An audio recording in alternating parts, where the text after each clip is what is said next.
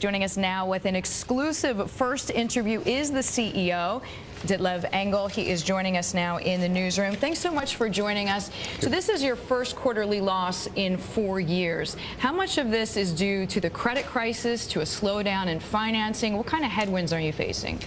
We're seeing now the price for the financial crisis in 2009.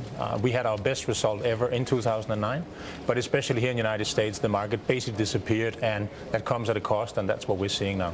So what happens next? I mean, do you think it's going to get worse before it gets better? I mean, when do you anticipate being able to report quarterly numbers that don't include the loss? Well, we expect a full-year profit this year of an EBIT around 10%. We are adding and announcing today another 2,000 new jobs here in the United States. So we are really ramping up, and we're seeing the market changing in the U.S. So that has been our big challenge really in 2009, has been that the U.S. market has just been completely gone. Because you mentioned the hiring, and the amount of people you plan to hire is slightly less than some other forecasts that you had even a year ago. How strong is the U.S. market compared to some of the other places you do business with?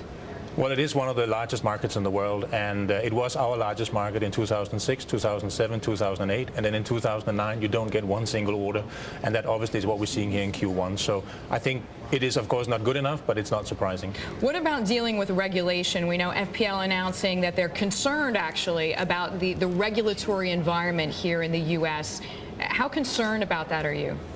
Well, it's clear that right now there's being discussion concerning a renewable energy standard, and I think if you look at all the amount of money that is being spent on importing energy from abroad, I think it will make a lot of sense to really go forward and push this agenda very strongly, because the United States actually have some of the best wind resources in the world.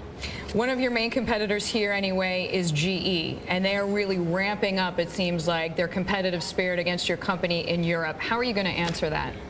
I keep on doing what we've always done. We have a global presence. We are the largest in this industry.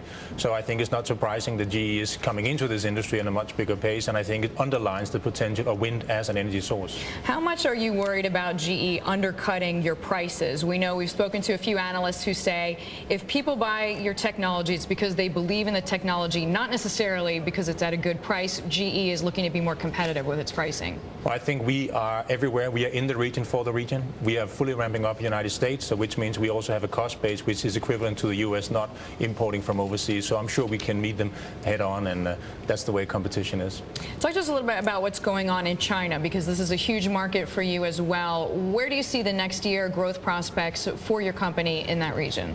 Well, actually, we're also announcing today that all the capacity we have in China, which is serving the Asia region, is now exclusively for China, because we are growing very fast in China these days, and China is very dedicated to developing the renewable energy and the wind energy agenda. So we see big growth opportunities in China, as we see also here in the United States. All right. We thank you so much for your time, Mr. Engel. Wish you luck. We thank you to Ditlev Engel. He is the CEO of Vestas Wind Systems.